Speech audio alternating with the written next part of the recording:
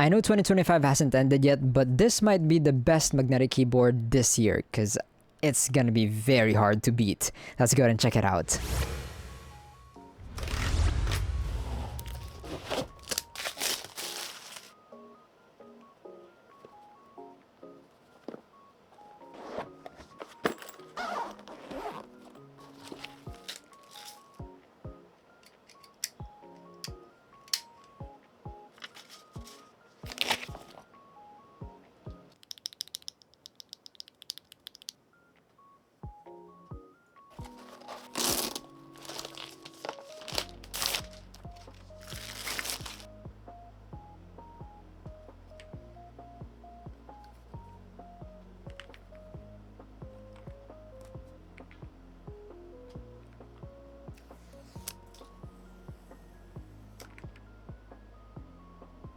Very nice secured premium packaging. All of that you will be needing, more than you will be needing actually, will come with the box, like this traveling case, and even like one of the best quality puller switch keycap pullers. I honestly haven't seen this before, but it looks like it does have a pretty similar function to the switch keycap puller that I've been using from Sika Keyboard Gateron, I'm pretty sure. But yeah, moving on to the keyboard, first impressions, very high quality, full aluminum case. Really like how clean it is. I got the anodized sand gold variation, but yeah, you can also get it in anodized gray, anodized purple, spray coated baby pink, or spray coated spark. And yeah, it does weigh around 1,689 grams. Feels very good. Now for the keycaps, these does have... Oh wait, I just realized the one con with these keycap pullers, you can't just release it immediately with a single push, unlike this one. But yeah, the keycaps are very high quality. Frosted PC keycaps. I have no problems with it. Really like the font or the design. It is kind of transparent, so we'll see that later with the RGB on. But yeah, for the switches, you kind of see it earlier. You saw it earlier already and heard it with the extra switches. And I've also reviewed these before. I made a specific video for these. These are the OLOB TI magnetic switches. They are pretty well known. I really love how they sound like. Close bottom, very smooth, very stable as well. Very minimal wiggle wobble. They just feel so stable. Even just moving the keycaps, you'll feel it. But yeah, here's the sound of the keyboard with the switches and the keycaps on.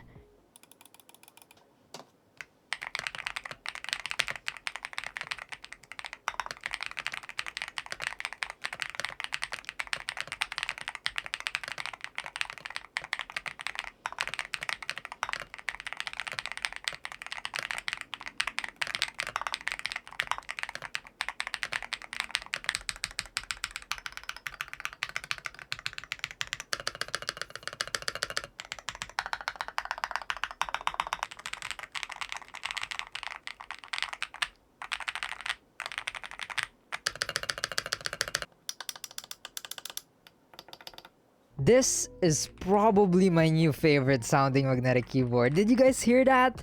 That is like, that pops. It's creamy. It's just so good. The OLOB CI switches plus the whatever they did here, the gaskets. It actually does have a pretty good amount of bounce. Not sure if I can you guys see it better in this angle? The full aluminum case definitely contributes in making that more premium sound as well. You could definitely tell they made a lot of efforts in making this keyboard sound good. There was no rattle on the spacebar. I'm not sure if you can see through the camera, but there is some lube in there. You can also see the carbon fiber plate here, the layers, the efforts. We do have some silicone for the spacebar. I have no problems with the sound, the quality of the magnetic keyboard. But okay, moving on to the performance, which is one of the most important parts of a magnetic keyboard. Now, you probably already saw it in the title. This is a collaboration between QwertyKeys and ATK Gear. Both pretty well known. QwertyKeys is more on the custom magnetic keyboard side. They also are OLOB. They're a sub-brand. And yeah, we can definitely see and hear over here where they're pretty well known on the custom keyboard community. But for the ATK Gear, they are pretty well known for their performance. So I've been actually trying to get a unit from them because you guys have been requesting so much review the RS6. The RS6 crazy performance, 256k hertz scan rate. They claim 0.08 milliseconds. Well, they are actually claiming that here as well. So I think we can expect pretty similar performance between the RS6 and the Hex80 over here. But yeah, more information. Of course, this is a magnetic keyboard. It does have rapid trigger.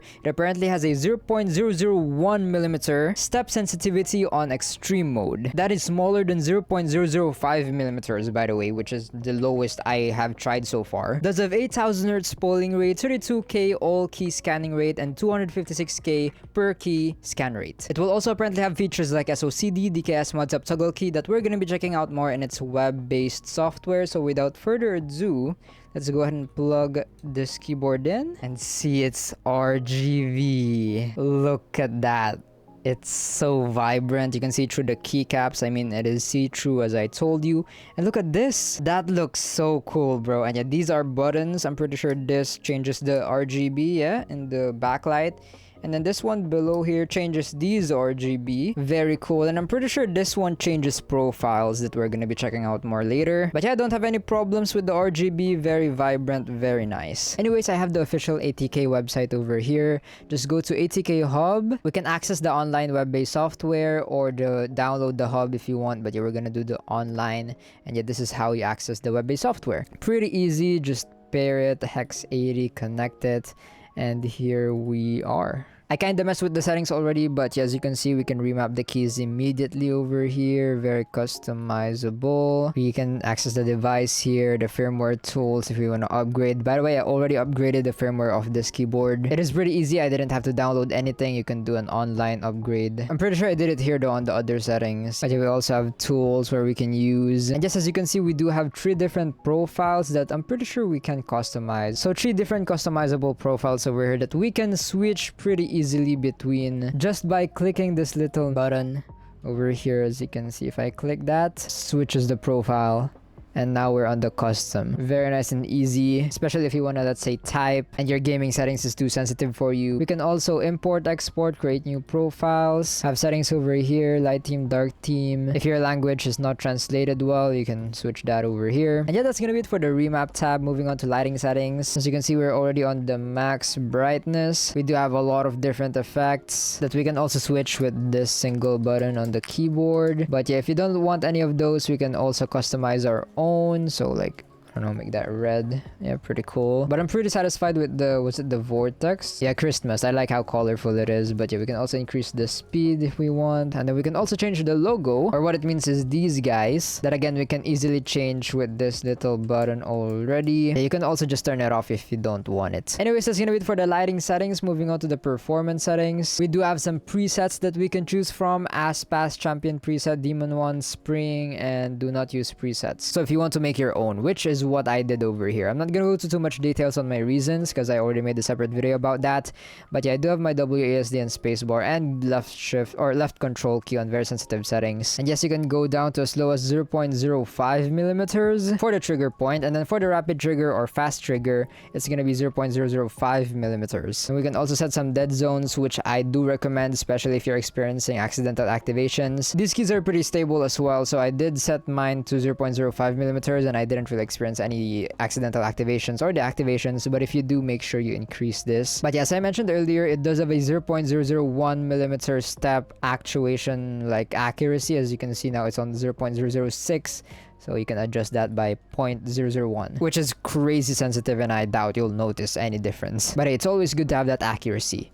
But yeah, moving on to the switches, we can do that. Not really that important as long as you mind the max travel distance of your switch. We can also calibrate here. I already calibrated mine, but sure, let's do that one more time before we test it out on my OSL TTCS. But yeah, we also have performance here where we can swap the WSD, win lock, anti-false trigger mode, which I do recommend to turn on, especially if you're experiencing, again, accidental activations or deactivations if you don't want to increase the dead zone any further. But yeah, you can also do any of that. We also have AI match, which toggles the AI algorithm to prevent intermittent connection due to switch tolerance. Sure, turn that on. Then yeah, extreme mode. If you turn this on, it will be as low as 0.005 and 0.001 the accuracy. You can switch to Mac mode and 6 key roll over here. But yeah, other than that, we also have more features here. DKS mod top toggle key, Rapid Snappy SOCD, and OKS, which is I'm pretty sure RDT ATT, if I'm correct. Pretty much all of the features you will be needing is gonna be over here.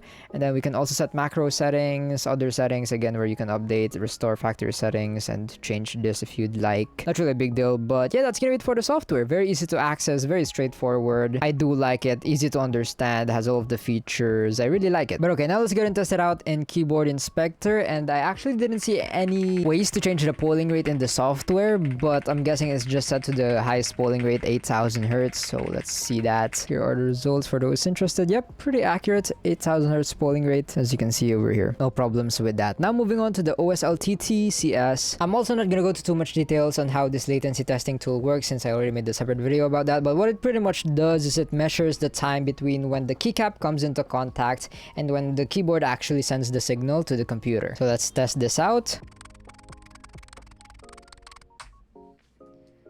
And here are the results, 1.132 milliseconds. That is actually pretty impressive. It is pretty similar to other magnetic keyboards with similar performance, 8000 Hz polling rate. It actually does beat quite a good amount of keyboards with similar performance, but not gonna lie, you're probably not gonna notice any difference because you really gotta understand how little 1 millisecond is. So yeah, even if you compare this to the top magnetic keyboards in this list, you'll probably not gonna notice any difference. But for those interested on the milliseconds, here you go. And yes, I always give a little disclaimer that these results can still vary. Some factors can alter the results, but yeah, these should still be pretty accurate, very accurate. Anyways, without further ado, let's go ahead and test this out more in game.